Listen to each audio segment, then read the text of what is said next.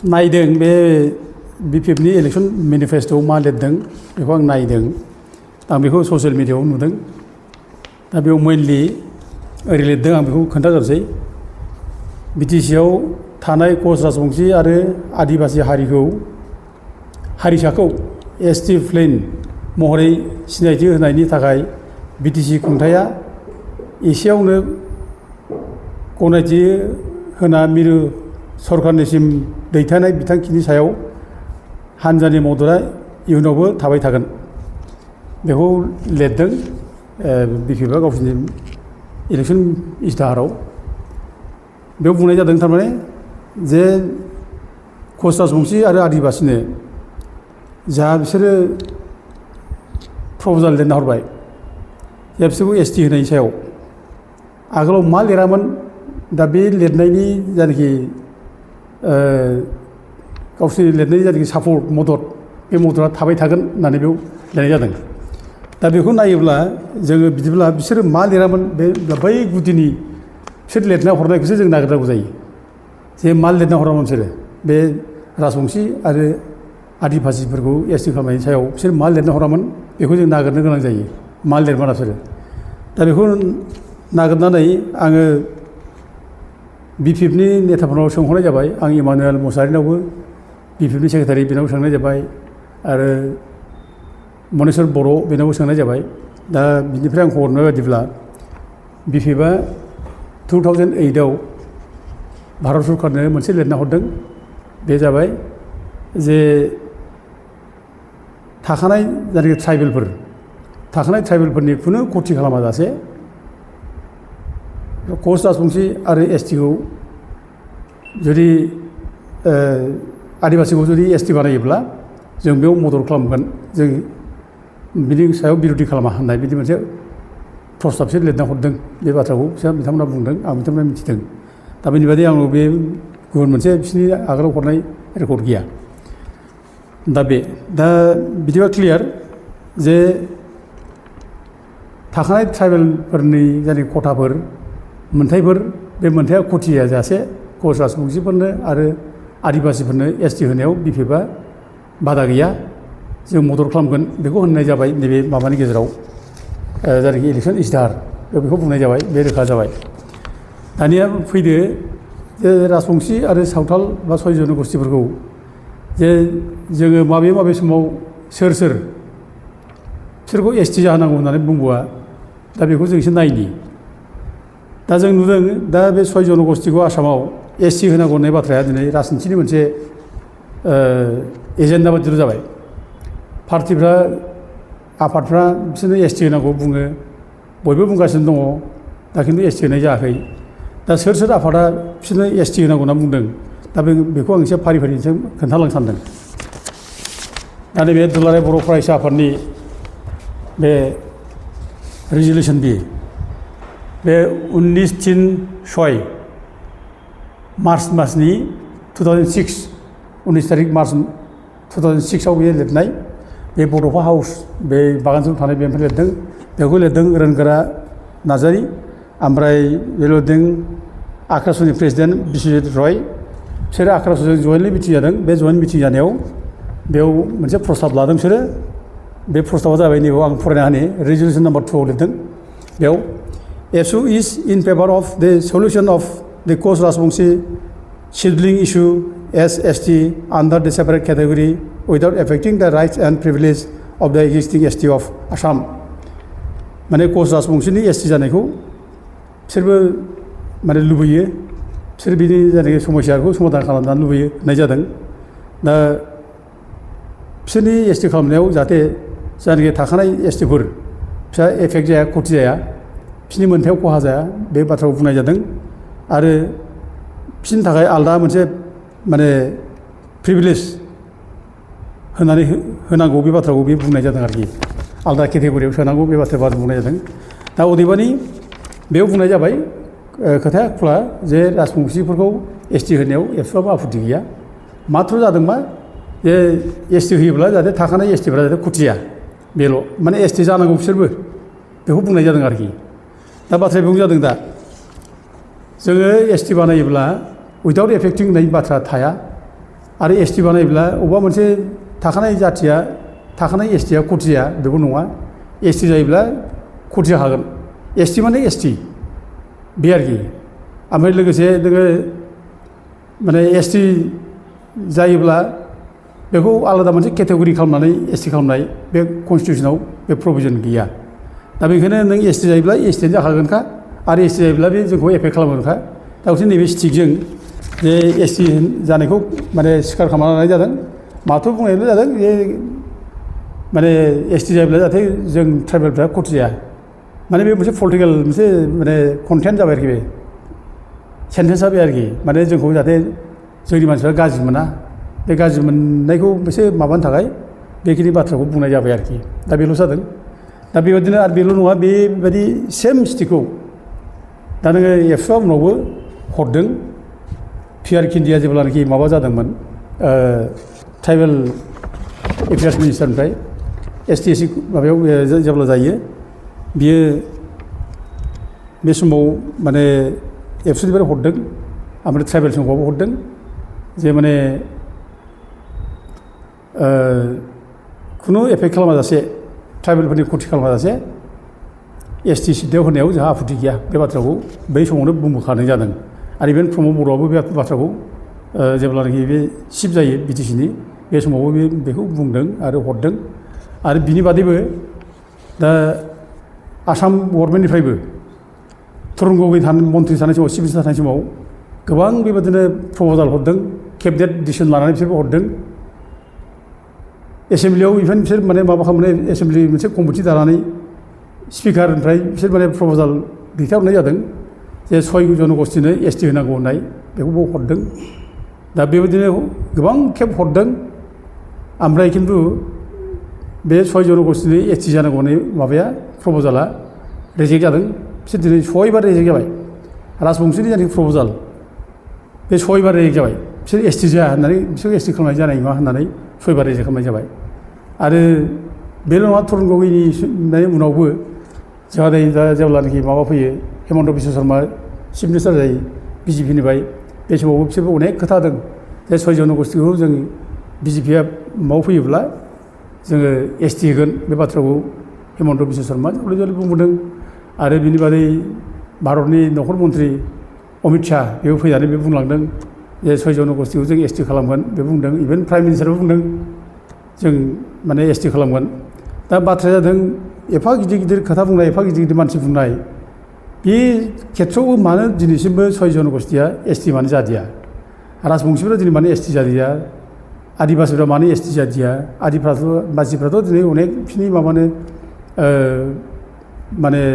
Tribal welfare मन्थ्रि जाबाय आरो एसटि कमिसनाव बे सावथालफ्रानो दंमोन आरो दानि प्रेसिडेन्टआबो जेनेबा बिसोरनि ग्रुपनियानो बिसोरनि हान्जानियानो दा बे खेथ्रआव मानो बिसोर दाबो जादिया मानो खालामनो हादिया मानो थाबथाखो दा जों बेफोर खारनखौ दिनै नागिरनांगौ दा जों ओरैनो एसटि खालामनो नागिरदों हनै मुगा दायथ' सोलायनाय दा बेजों जों माने गावजों गाव दाय होलायनायल' जागोन बियो माने पलिटिकेल लाबालाब नागिरलायनाय आरोखि बिनि सारा जेबो जानाय नङा आरोखि जे एक्सुवेल फेक्टआ मा खारनाव जानो हायाखै जों बेखौ जों नागिरलाबानो हनै माने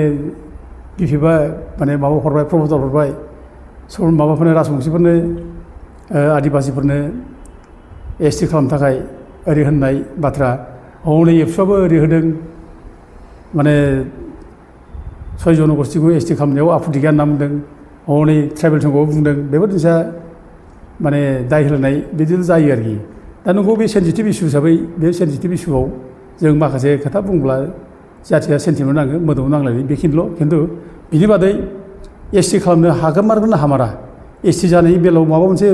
माबा दं नामा बादा दं नामा जों दिनै बेखौ नायहरनांगौ दा आं गिबियावनो बुंनो सानदों एसटि जानाय खेथ्रआव फार्स्टआव जे जोंनि संबिधाना मा बुङो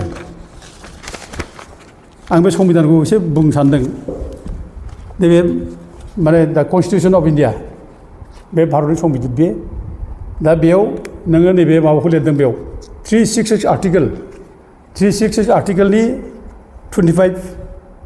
क्ल'साव लिरदों आरोखि बेयाव लिरदों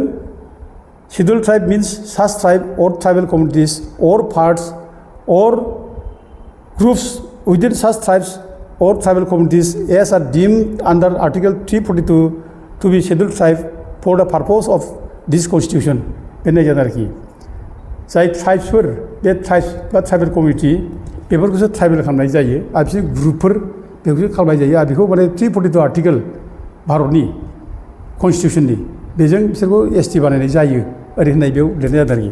दा बेयावनो कुइसना फैयो ट्राइब्स होनबा सोरखौ होननाय जादों ट्राइब्सआ सोरखौ होनो आरो बे ट्राइब्सफोरखौ बोरै ट्राइबेल बानायनाय जायो दा बे ट्राइब्स होननानै बुङोब्ला बिनि डेफिनेसना बेखौ बुंनाय जायो ट्राइब्स माने थागिबि फिसा माने जायफ्रा थागिबि फिसा बिसोरो ट्राइब्स होनना बुंदों दा आसामनि खेथ्रआव जों बर'फ्रा ट्राइब्स आसामनि थागिबि फिसा एबरिजिन बे सान अफ दा सयल बेखौ होनना बुंदों आरोखि बे जायगानिनो ओमफ्राय लोगोसे असमियाव खिलन्जिया होनना बुंनाय जायो आरोखि भुमिपुत्र होननाय खोथा असमियाफ्राव बेनो खिलन्जिया जों ट्राइबेलफोर दस्राफ्रा नङा अनलि बड'स अनलि जानो ट्राइबेल्स दा जायनि थाखाय रिकगनाइज 14 ट्राइब्स आसामाव गासै 14 ट्राइबेल्स दं दा रिकगनाइज ट्राइबेल्सआ 14 आसामाव बे 14फ्राल' आसामनि भुमिपुत्र बिसोर खिलन्जिया बिसोरनो सन अफ दा सयल बिसोर थागिबि अरिजिनेल पिपल अफ दिस माने स्टेट अफ आसाम बे 14 जाथिल' आरोखि दा बिनि बादै माखासे ग्रुप फिसा फिसा दंबायो दा बिसोरो माने ओरैनो गावसिनि आइडेन्टिटिखौ लाखिनो रोङिखाय गावसिनि परिचयखौ लाखिनो रोङिखाय दस्राजों एसिमिलेट जानायखाय बिसोर ट्राइबेल जानो हायाखिसै दा बे फार्स्ट एन्ड ग्रुप्स होननाय खोथा बेयाव बेनो फैदों आरोखि बे कनस्टिटिउसनाव बुंनाया दा ट्राइब्सनि डेफिनेसना बेनो जाय माने थागिबि फिसा अरिजिन फिसा बे मोनसे जायगानि बिसोरसो ट्राइबेल जायो दा आसामाव जों थागिबि फिसा अरिजिन फिसा जोङो बे हानिनो भुमिपुत्र बेनिखायनो जोंखौसो ट्राइबेल बानायनाय जायो आरो UN चार्टारावबो बेखौनो बुंनाय दं जाय माने अरिजिन माबाफोर इनहेबिटेन्सफोर बाहेरानिफ्राय फैनानै थाफैयाखै सोरबा माने माबा लाबोजायाखै बा सोरखौबा गाग्लोबनानै थाफैयाखै बेनिफ्राय जोनोम जानाय बे हानिफ्राय उजिनाय बेसोरखौसो ट्राइब्स होननाय जादों आरोखि आरो साइफ्राबो बेखौनो बुंनाय दं जेब्ला साइफ्रा बेयाव आसामाव फैनाय थाफैयो आसामाव फैनाय थाफैनाय समाव बिसोर बे समाव अनलि बर'फोरखौ लोगो मोनदों बे कसारिफोरखौ लोगो मोनदों आरो बिसोरनो बे जायगानि अरिजिन मानसि बिसोरनो अरिजिन ट्राइब्स दा आहम टाउनफ्रा बिसोरो बे जायगानि अरिजिन नङा बिसोर बाहेरनिफ्राय फैनाय बिसोरो गाग्लोबनानै थाफैनाय मालाय रायजो सेनानै थाफैनाय बिसोरो दा उथे बिसोर ट्राइब नङा बे जायगानि ओमफ्राय राजबंसि बेखौ होनना बुंदो सावथाल होनना बुंदो सावथालफ्रा दिनै बे जायगानि अरिजिन मानसि नङा सावथालफ्रा बिसोरो बाहेरनिफ्राय फैनाय जे 1929, 30, 32, 34 बेफोर समफ्राव माने बै सदनापुर माने दानि माबाफोर झारखन्ड माने बिहार इउपि बे जायगानिफ्राय बिसोरखौ माने साइफ्रा साहा बागानाव टि गार्डेन हिसाबै लाबोदों बिसोरो दा उथे बिसोरो बे जायगानि अरिजिनेल ट्राइब नङा दा ओंखायनो बिसोर बे जायगानि ट्राइब नङैखाय बिसोर ट्राइबेल जानो हाया माइग्रेसनाव फैनाय मानसिया ट्राइबेल जाया दा बे मोनसे बे नैबे क्राइटेरिया आरोखि माबानि भारत संबिधाननि बे मोनसे नियम होखानाय नियम बे नियम बादियै जोङो दा बाहेरनिफ्राय फैनानै थाफैनाया ट्राइबेल जाया राजबंसिफ्रा ट्राइबेल जाया सावथालफ्रा ट्राइबेल जाया राजबंसिफ्रा मिक्स जाबाय दिनै बे बेंगलिबावबो दङ बिसोरो बेंगलनिफ्राय फैनाय दङ आरो बिसोर बेंगलाव सेडुल कास्ट जाखाबाय कास्ट आरो बिसोर कास्ट होनना बुङो बिसोरखौ दा बेंगलाव कास्ट बिसोरो सेडुल कास्ट आरो मोनसे सेडुल कास्ट रिकगनिसन मोननाया संबिधानाव बिसोरो मोनसे स्टेटआव बिसोरो ट्राइबेल जाया आरोखि एसटि जाया दा दिनै बिसोर बेयाव फैनानैबो एसटि जाफैया बिसोर सेडुल कास्टआव बिसोर माने बेयाव मोनगोन रिकगनिसन मोनगोन OBC मोनगोन आदार बेकवार्ड क्लासाव मोनगोन खिन्थु बिसोर ट्राइबेल जाया आरोखि बे कनस्टिटिउसनाव बे गैया दा सावथालफ्रा बाहेरनिफ्राय फैनाय बिसोरबो जाया दा बे रोखोम जुदि जायोब्ला सोरबा माइग्रेसनाव फैनानै जुदि ट्राइबेल जालायनाय जायोब्ला दा दिनै बर'फ्राबो बा ट्राइबेलफ्राबो गोबां दङ जायफ्रा दिल्लीयाव थाहैनाय दङ सोरबा बम्बाइआव केलकाता थाहैनाय दं अब्ला बिसोरखौबो नोङो ट्राइबेल स्टेटास होनांगोन जाय माइग्रेसन थाहैनाय दा उथे बेफोर ग्राउन्डआव जाय माइग्रेसनाव फैनाय बे माने ट्राइबेल जाया दा बेफोर ग्राउन्डआव दिनै जायफ्रानाखि ट्राइबेल जानो नागिरदों बे ग्राउन्डनि थाखायनो नैबे कनस्टिटिउसननि थाखाय बिसोर जानो हाया दा बिनि बादैबो आरो मोनसे माने माबाबावदों 1965आव UN BN लकुर होननाय 1965आव BN लकुर होननाय बेनो मोनसे माने कमिटि दाना होनाय जादों आरोखि बे STफोरखौ बोरै बोरै खालामनाय जायो आरो बेखौनो लकुर कमिटि होननाय जादों 1965आव लकुर कमिटि दाना होनाय जादों बे लकुर कमिटिया डिटेल्स मोनसे रिपर्ट होनाय जादों ट्राइबेल सोरखौ बानायनाय जायो दा बेयाव लिरदों बेयाव लकुर कमिटि लिरनाय बादिब्ला फार्स्टआव होदों एक नम्बराव प्रिमिटिभ ट्रेड बेखौ होनाय जादों आरो दुइयाव होनदों जाहैबाय डिस्टिंक्टिभ कालचार, ओमफ्राय थिनाव जादों जिअ'ग्राफिकेल आइसोलेसन, ओमफ्राय सारियाव जाहैबाय ओमफ्राय साइनेस अफ कन्टेक्ट विथ आदार कमिउनिटिस विथ लार्ज दं आरोखि। ओमफ्राय फार्स्टआव जाहैबाय माने बेकवार्डनेस, बे मोनबा क्राइटेरिया थाथारनांगोन एस टि जानोब्ला। आरो बे लकेल कमिटिया जा रिपर्ट होदों, बे लकेल कमिटि रिपर्टखौ माने मानगोनां भारतनि माने जौसिन बिसारसालि सुप्रिम कर्टआ बेखौ माने पास खालामना होदों आरोखि। दा दिनै लकेल कमिटिनि जानाखि माने रिपर्ट, बे रिपर्टआ जुदिबा कनस्टिटिउसनाव गैया, बे कनस्टिटिउसनाव गैयाबो दिनै भारतनि माने माबाया जिहेतु सुप्रिम कर्टआ बेखौ पास खालामनानै जाबाय जेब्ला, अर्डार होनानै जेब्ला, बेनो दिनै आयेन जाबाय। आरो बे आयेनखौ दाननो हाया, बेखौ मानिथारनांगौ आरोखि। बे लकेल कमिटि मोनबा क्राइटेरिया बे एखेबारे मास्ट आरोखि नों एस टि जानोबा। बे मोनबा क्राइटेरियाखौ नों फुलफिल खालामबासो नों एस टि जानो हायो। बेखौ नों फुलफिल खालामबा नों एस टि जानो हाया आरोखि। दा नों दिनै बे डिस्टिंक्टिभ माने माबा आरोखि प्रिमिटिभ ट्रेड होननाय बाथ्रा जाबाय। प्रिमिटिभ ट्रेडआ सोरहा दं? दा जोंनि खेथ्रआव जों बुंनो हायो गुबुन गुबुन ट्राइबेलफ्राबो थानो हागौ प्रिमिटिभ ट्रेड थागोन। दा प्रिमिटिभ ट्रेड गोदो गोदाय जुग जुगनिफ्रायनो जायफ्रानोखि फोथायबोयो, दा बर'फ्रा बिदिनो गोदो गोदाय जुगनिफ्राय फोथायबोनाय दङ माखासे प्रिमिटिभ ट्रेड, जेनेबा दै बारब्ला दै गासोमनो हामा होननाय खोथा, बेफोरो दै बारब्ला खुलुमना बारनाय, दैयाव सुवा जायो, माने मा होनो बेखौ दै बिमा बे माने बोराबो होनलायनाय खोथा। दा बेफोर प्रिमिटिभ ट्रेडआव गोलैयो। आरो जेनेबा नोङो बर'फ्रा फोथायो गोदो हाग्रा बंग्रा थानायमोन, जेनेबा नोङो हाग्राफ्राव थांब्ला सुवा गोनां मानसिफ्रा बेखौ माने मैदेरा होसोयो होननाय बाथ्रा। सुवा गोनां मानसिया हाग्रायाव थांनो हाया, बेखौ मैदेरा होसोयो। दा बेबायदि माने बिसासजोंनो बर'फ्रा समाजखौ मोजां दाबोदों आरोखि। सुवा सिथि गोनां जाथियावबो गैयामोन आरोखि, गोथारै थायोमोन आरोखि। समाजा बेखौ मोजाङै मानिनानै सोलिबोदों। आरो लोगोसे सुवा गोनां न'खर, जुदि सोरबा न'खर दंब्ला, माने गाज्रि सोमोन्दो गोनां हौवा हिन्जावनि गेजेराव सुवा गोनां बिदि सोमोन्दो गोनां दंब्ला बे न'खर दाउखा गाबो होननाय फोथायनाय, बेफोर जिनिसा प्रिमिटिभ ट्रेड आरोखि। गोदो गोदाय बेफोरजोंनो बर'फ्रा सोलिबोदों। आरो गोबां माने बिदिनो प्रिमिटिभ ट्रेड बर'नि गेजेराव दङ। दा आं बे उदाहरन होनाय जाबाय। ओमफ्राय डिस्टिंक्टिभ कालचार होननाय जाबाय। डिस्टिंक्टिभ कालचारा जोंहा डिस्टिंक्ट मोनसे कालचार दं बर'फ्रा। दा जोङो जेनेबा एम्फौ फिसिनो रोंगौ, गोदो गोदायनिफ्राय जों एम्फौ फिसिदों। माने मानसिया जेब्लानाखि जन्म जायो, बे जन्म जानायनि उननिफ्रायनो बर'फ्रा माने एम्फौ फिसिनानै गावनि लाजिनायखौ फांथेनो थाखाय खुन्दुं दिहुननानै जि दाबोदों। बिराद गिदिर मोनसे बर'फोरनि माबा बियो एखेबारे, जेराव साइन्सआनो डेभेलप जायाखै, साइन्सआनो जेराव गैया, इन्डास्ट्रि जेराव जेबो गैया, बे समाव बर'फ्रा गावनो हारसिंनो एम्फौ फिसिनानै एम्फौनिफ्राय खुन्दुं दिहुनदों, खुन्दुं दिहुननानै जि दादों लुदों। बे कालचार आरोखि जोंनि माने डिस्टिंक्टिभ कालचार। जों मोजां मोजां आगर आखाइ लुनानै जों माने गाननाय जोमनाय देलाय मालाय थानो रोंदों। बे जों डिस्टिंक्टिभ कालचार। दा बिनि बादैबो जोंहा माने जिब जुनारखौ जों माने माबानानै जानाय, फिसिनानै जालायनाय, अमा फिसिनाय, अमा लिंहरनो गोरों जों ज' ज' माबा खालामनाय, दाउ ग्रि ग्रि माने माबा खालामनाय, बेफोर जोंनि माने डिस्टिंक्टिभ कालचाराव बेफोर गोलैयो आरोखि। दाउखौ जों आरामसे आदार होनानै लिंहरनो हायो, अमाखौ जों आराम आदार होनानै लिंहरनो हायो। बे जोंनाव बर'फोरनाव बेफोर कालचारा दङ। आरो बिनि बादैबो जोङो माने माबानाय ना हमनायनि आइजें आइला बानायनाय, माने खाखि, सेन सानाय, खखा सानाय, बेबायदि। ओमफ्राय बे हाग्रा बंग्रायाव जिब जुनार साना जानाय, एन्जरफोर बायदिसिना एन्जर सानायनि माबा आइजें आइलाफोर, बेफोरो जोंनाव बेफोर जिनिसा जोंनाव दङ। दामनाय देनाय, मोसानाय मुसुरनाय, जोंनाव बे डिस्टिंक्टिभ कालचार जोंहा दङ। आरो बिनि बादै नों दाना फैदो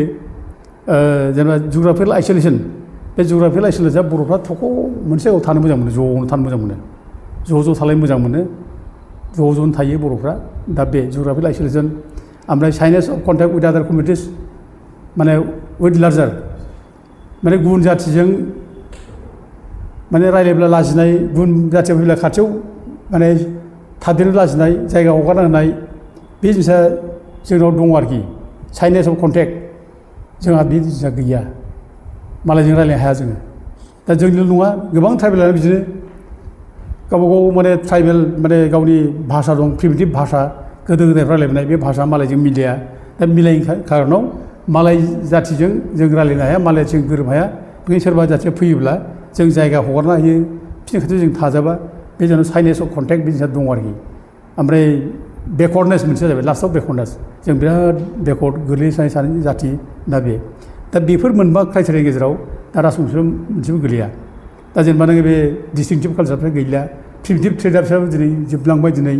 दा बेफोर कारनाव बिसोर एसटि जानो हाया आरो दिनै आदिबासिफोर आंथ' दहाय आदिबासि सावथालनि खोथाखौ नैबे कनस्टिटिउसनाव बाथ्रा बुंखाबाय बेयावनो बिसोर माइग्रेसनाव फैनाय बिसोर जानो हाया बे जायगानि अरिजिन थागिबि जानांगौ होननाय बाथ्रा बे